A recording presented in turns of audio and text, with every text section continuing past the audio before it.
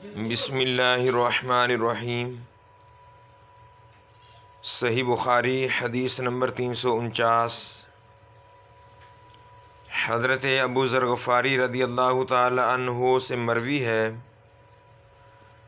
فرماتے ہیں کہ نبی کریم صلی اللہ علیہ وآلہ وسلم نے فرمایا کہ میرے گھر کی چھت کھول دی گئی۔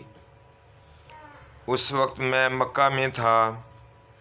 پھر جبریل علیہ السلام اترے اور انہوں نے میرا سینہ چاک کیا، پھر اسے زمزم کے پانی سے دھویا، پھر ایک سونے کا تشت لائے جو حکمت اور ایمان سے بھرا ہوا تھا، اس کو میرے سینے میں رکھ دیا، پھر سینے کو جوڑ دیا، میرا ہاتھ پکڑا اور مجھے آسمان کی طرف لے چلے۔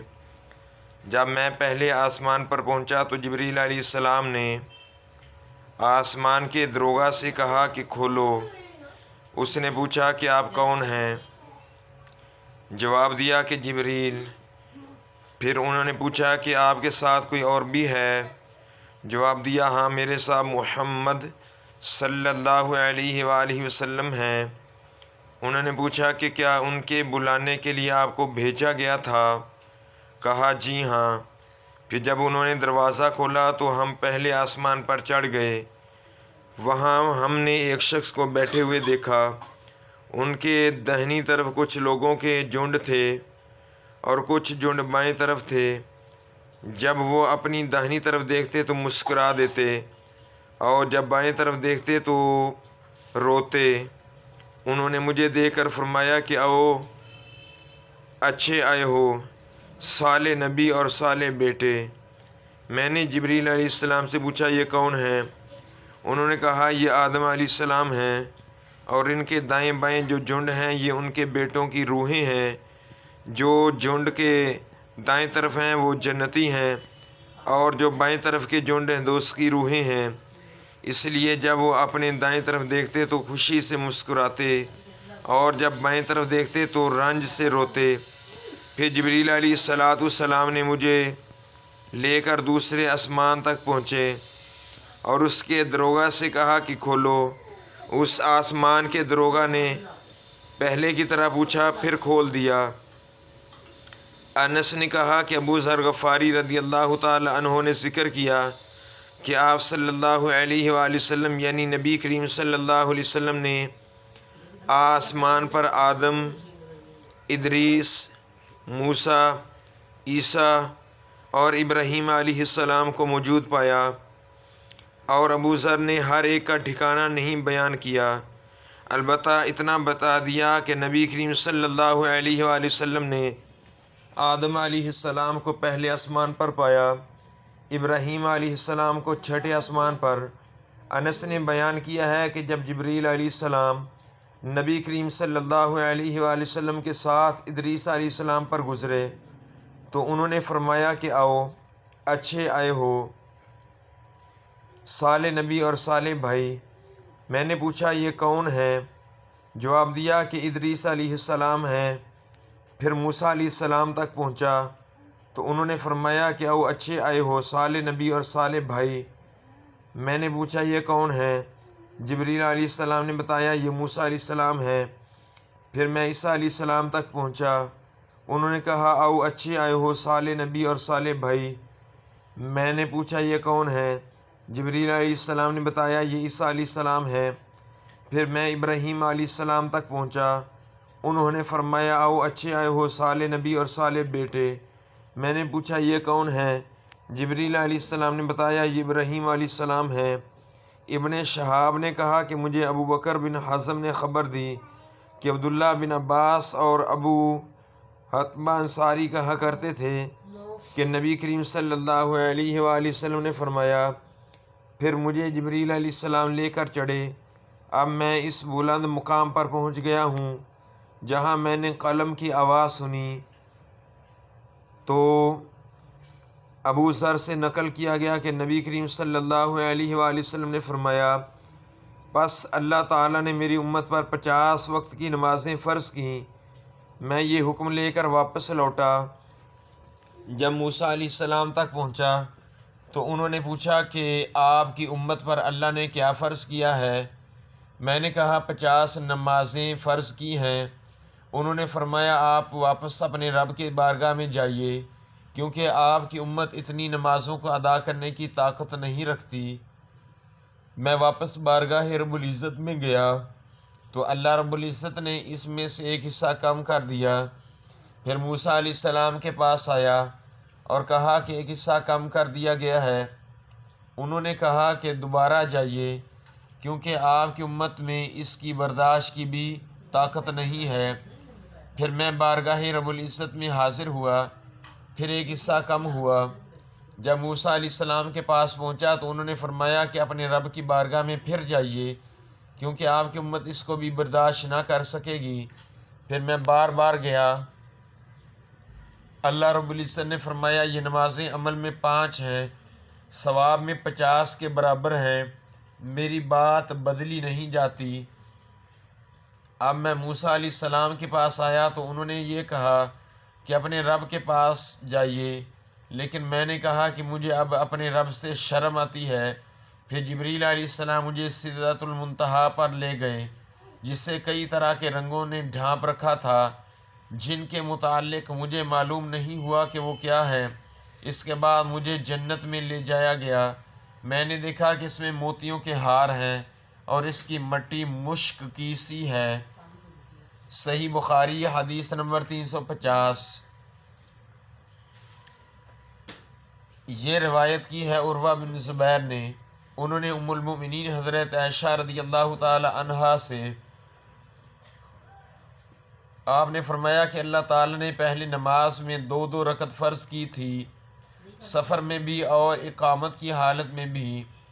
پھر سفر کی نماز تو اپنی اصلی حالت پر باقی رکھی گئی اور حالت اقامت کی نمازوں میں زیادتی کر دی گئی۔ صحیح بخاری حدیث نمبر 351۔ ام عطیہ سے روایت ہے، انہوں نے فرمایا کہ ہمیں حکم ہوا کہ ہم عیدین کے دن حائضہ اور پردہ نشین عورتوں کو بھی باہر لے جائیں تاکہ وہ مسلمانوں کے اجتماع اور ان کی دعاؤں میں شریک ہو سکیں۔ البتہ حائضہ عورتوں کو نماز پڑھنے کی جگہ سے دور رکھیں۔ ایک عورت نے کہا یا رسول اللہ صلی اللہ علیہ وآلہ وسلم، یا رسول اللہ صلی اللہ علیہ وآلہ وسلم، ہم میں بعض عورتیں ایسی بھی ہوتی ہیں جن کے پاس پردہ کرنے کے لیے چادر نہیں ہوتی۔ آپ صلی اللہ علیہ وآلہ وسلم نے فرمایا کہ اس کی ساتھی عورت اپنی چادر کا ایک حصہ اسے اڑا دے۔ اور عبداللہ بن رجاء نے کہا ہم نے عمران قطان نے بیان کیا ہے تو یہ حدیث بیان کی گئی۔ صحیح بخاری حدیث نمبر 352۔ جابر بن عبداللہ نے تہمت باندھ کر نماز پڑھی، جسے انہوں نے سر تک باندھ رکھا تھا اور آپ کے کپڑے کھونٹی پر لٹکے ہوئے تھے۔ ایک کہنے والے نے کہا کہ آپ ایک تہمت میں نماز پڑھتے ہیں؟ آپ نے جواب دیا میں نے ایسا اس لیے کیا کہ تجھ جیسا کوئی احمق مجھے دیکھے۔ بھلا رسول اللہ صلی اللہ علیہ وآلہ وسلم کے زمانہ میں 2 کپڑے بھی کس کے پاس تھے؟ صحیح بخاری حدیث نمبر 353۔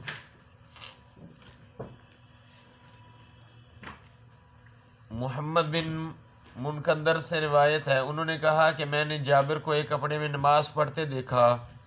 انہوں نے بتلایا کہ میں نے نماز پڑھی ہے، نبی کریم صلی اللہ علیہ وسلم کو بھی ایک ہی کپڑے میں نماز پڑھتے دیکھا تھا۔ صحیح بخاری حدیث نمبر 354۔ حضرت عمر بن ابی سلمہ سے روایت ہے، انہوں نے نبی کریم صلی اللہ علیہ وسلم سے کہ ایک کپڑے میں نماز پڑھتے ہوئے دیکھا تو آپ نے کپڑے کے دونوں کناروں کو مخالف طرف کے کاندھے پر ڈال لیا۔ صحیح بخاری حدیث نمبر 355۔ عمر بن ابی سلمہ سے نقل کرتے ہیں، انہوں نے نبی کریم صلی اللہ علیہ وآلہ وسلم کو ام سلمہ کے گھر میں ایک کپڑے میں نماز پڑھتے دیکھا۔ کپڑے کے دونوں کناروں کو آپ نے دونوں کاندھوں پر ڈال رکھا تھا۔ صحیح بخاری حدیث نمبر 356۔ عمر بن ابی سلمہ نے خبر دی، انہوں نے کہا کہ میں نے رسول اللہ صلی اللہ علیہ وآلہ وسلم کو ام سلمہ کے گھر میں ایک کپڑے میں نماز پڑھتے ہوئے دیکھا۔ آپ اسے لیٹے ہوئے تھے اور اس کے دونوں کناروں کو دونوں کاندھوں پر ڈالے ہوئے تھے۔ صحیح بخاری حدیث نمبر 357۔ ام ہانی بنت ابی طالب سے یہ سنا، وہ فرماتی تھیں کہ میں فتح مکہ کے موقع پر نبی کریم صلی اللہ علیہ وآلہ وسلم کی خدمت میں حاضر ہوئی۔ میں نے دیکھا کہ آپ غسل کر رہے ہیں اور آپ کی صاحبزادی فاطمہ پردہ کیے ہوئے ہیں۔ انہوں نے کہا کہ میں نے نبی کریم صلی اللہ علیہ وآلہ وسلم کو سلام کیا۔ آپ صلی اللہ علیہ وآلہ وسلم نے پوچھا کون ہے؟ میں نے بتایا کہ میں ہانی بنت ابی طالب ہوں۔ آپ صلی اللہ علیہ وآلہ وسلم نے فرمایا اچھی آئی ہو ام ہانی۔ پھر جب آپ صلی اللہ علیہ وسلم نہانے سے فارغ ہو گئے تو اٹھے اور اٹھ کر 2 رکعت نماز پڑھی، ایک ہی کپڑے میں لپٹ کر۔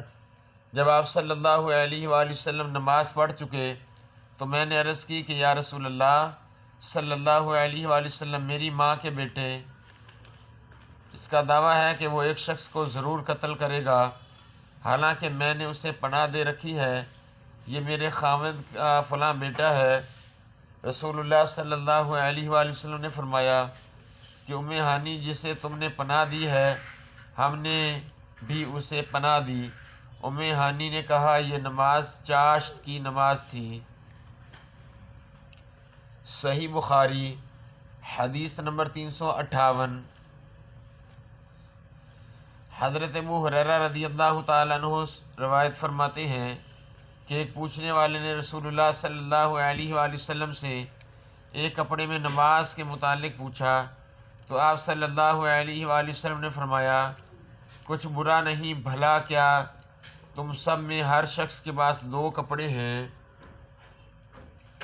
صحیح بخاری حدیث نمبر 359۔ حضرت ابو ہریرہ رضی اللہ تعالیٰ عنہ سے رسول اللہ صلی اللہ علیہ وآلہ وسلم نے فرمایا کہ کسی شخص کو بھی ایک کپڑے میں نماز اس طرح نہ پڑھنی چاہیے کہ اس کے کندھوں پر کچھ نہ ہو۔